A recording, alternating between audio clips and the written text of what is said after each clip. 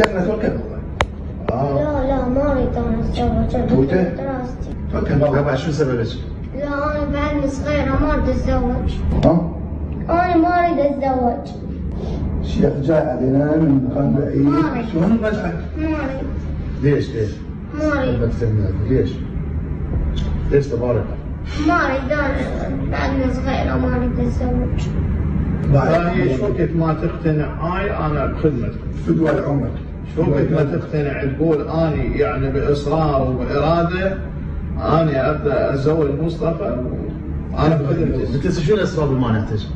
ما اريد اتزوج. أنا ليش؟ اريد اكمل دراستي. مو هو قال انا اتعهد انه قدام الحضور انه يخليك تكمل دراسه، بعد شو عندك غير سبب؟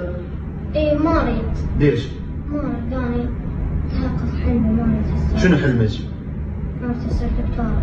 اي هو راح يخليك يصير دكتور بعد يصير دكتور. هذا شو هو؟ إيه ما اريد انا ما اريد اتزوج.